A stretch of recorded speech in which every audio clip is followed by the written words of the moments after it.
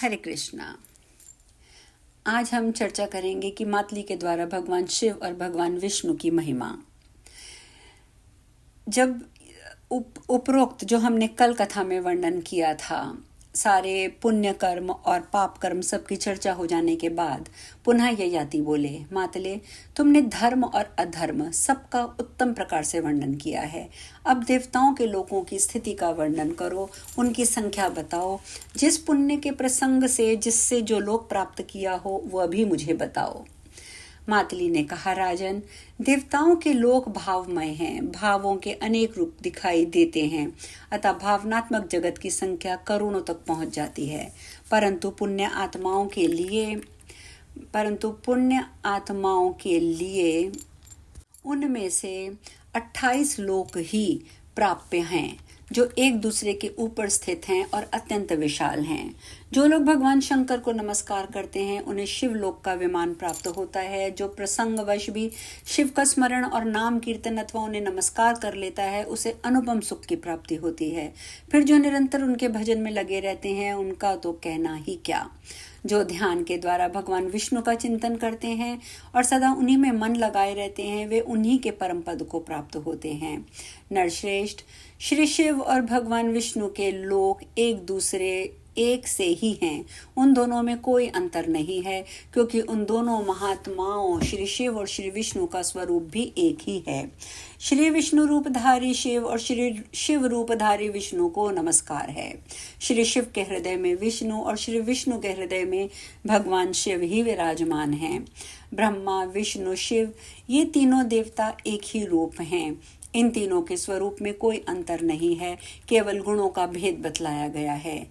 राजेंद्र, आप शिव के भक्त तथा भगवान विष्णु के अनुरागी हैं, अतः आप पर ब्रह्मा, विष्णु, महेश तीनों देवता प्रसन्न हैं। मानद, मैं इंद्र की आज्ञा से इस समय आपके पास आया हूँ, अतः पहले इंद्रलोक में चलिए, उसके बाद क्रमशः ब्रह्मलोक, शिवलोक, पुण्यलोक को जाइएगा। वे लोग दाह और प्रलय से रहित हैं। ये सब बातें सुनकर पिप्पल ने सुकर्मा से पूछा, ब्राह्मण, मातली की बातें सुनकर नहुषपुत्र ययाति ने क्या किया, इसका भी मुझे वर्णन कीजिए। सुकर्मा बोले, विप्रप्रवर, सुनिए। उस समय संपूर्ण धर्मात्माओं में श्रेष्ठ नृपप्रवर ययाति ने मातली से इस प्रकार कहा, देवदूत, तुमने स्वर्ग का सारा गुण अवगुण मुझे पहले ही बता दिया है, अतः अब मैं शरीर छोड़कर स्वर्गलोक में नहीं जाऊंगा।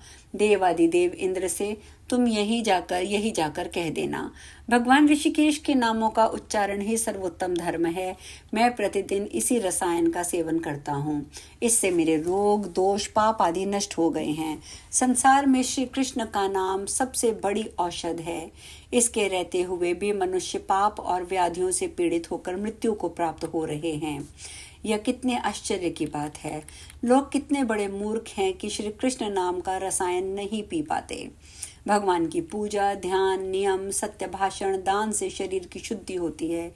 इससे रोग और दोष नष्ट हो जाते हैं। तदंतर भगवान के प्रसाद से मनुष्य शुद्ध हो जाता है। इसीलिए मैं अब स्वर्गलोक को नहीं चलूंगा।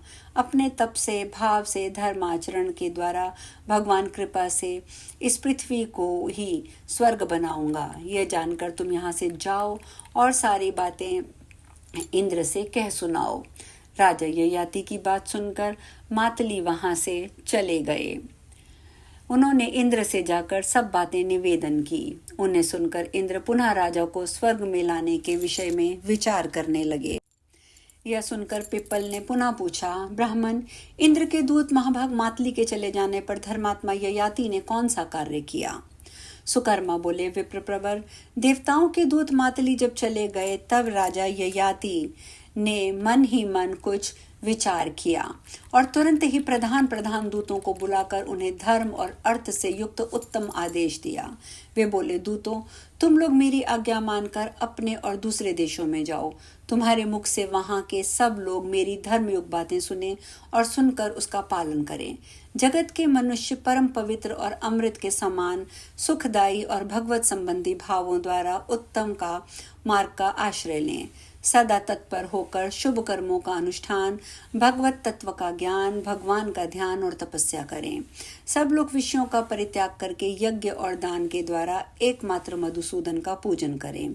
सर्वत्र सूखे और गीले में, आकाश और पृथ्वी पर तथा चराचर प्राणियों के केवल श्री हरि का ही दर्शन करें। जो मानव लोभ और मोहवश लोक में अपनी मेरी इस आज्ञा का पालन नहीं करेगा, उसे निश्चय ही कठोर दंड दिया जाएगा। मेरी दृष्टि से वह चोरी की भांति निकृष्ट समझा जाएगा।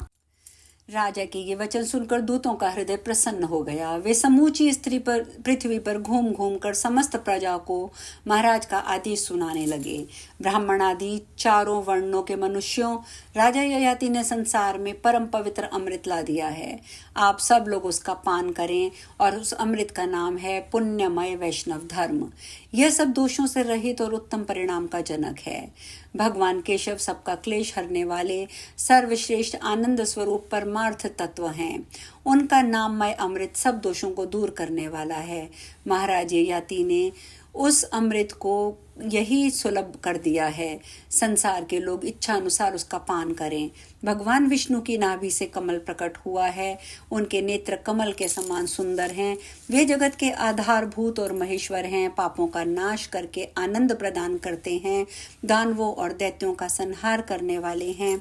यज्ञ उनके अंग स्वरूप हैं। उनके हाथों में सुदर्शन चक्र शोभा पाता है। वे पुण्य की निधि और स्वरूप हैं। उनके स्वरूप का कहीं अंत नहीं है। संपूर्ण विश्व उनके हृदय में निवास करता है।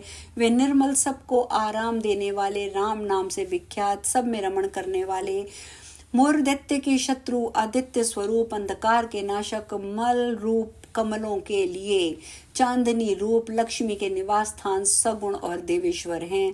उनका नाम अमृत सब दोषों को दूर करने वाला है। राजा ययाति ने उसे यहीं सुलभ कर दिया है। सब लोग उसका पान करें। ये नाम अमृत स्रोत दोपहरी और उत्तम पुण्य का जनक है।